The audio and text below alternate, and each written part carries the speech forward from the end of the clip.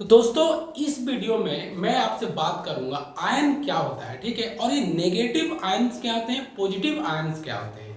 मैं आपको कोशिश करूंगा कि 2 से 2.5 मिनट में इस टॉपिक को खत्म कर दूं और आपको ऐसे समझाऊंगा नेचुरली कि आप जिंदगी भर आपको दोबारा ये पढ़ना ना पड़े, आप ऐसे समझे, ठीक है। कोशिश मैं करता हूं, ठीक है।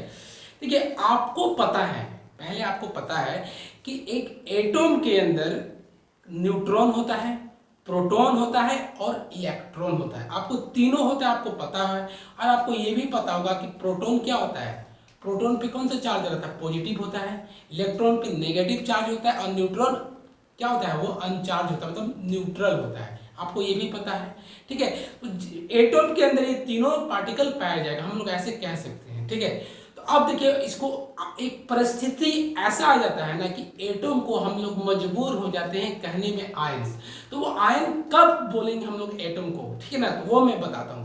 देखिए जब एटम के अंदर का इलेक्ट्रॉन, इलेक्ट्रॉन नेगेटिव चार्ज आपको पता है, तो जब इलेक्ट्रॉन एटम के अंदर से, एटम से बाहर चला जाता है, मतलब जब एटम के अंदर से इलेक्ट्रॉन बाहर निकल जाता है तो उस समय एटम को हम लोग बोलेंगे आयन।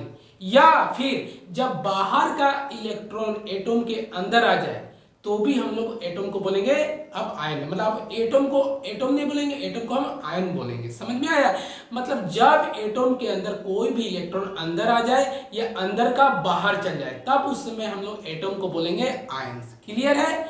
अब देखिए बात बता रहे, मैं सोच कर चलता हूं, आप यहाँ आयन समझ में आ गया है।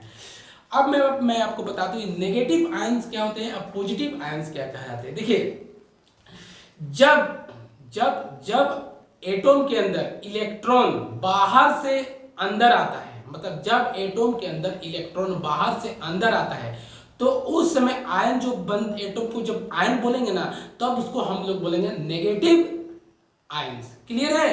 और जब उसी तरह एटम के अंदर से जब इलेक्ट्रॉन बाहर जाता है, जब एटम के अंदर से इलेक्ट्रॉन बाहर जा रहा है तो एटम को क्या बोलेंगे आयन। लेकिन कौन सा आयन बोलेंगे, तब पॉजिटिव बोलेंगे। मतलब जब एटम के अंदर बाहर से इलेक्ट्रॉन अंदर आएगा तो नेगेटिव आयंस, और जब अंदर से इलेक्ट्रॉन बाहर जाएगा तो उसको पॉजिटिव आयन बोलेंगे। क्लियर है।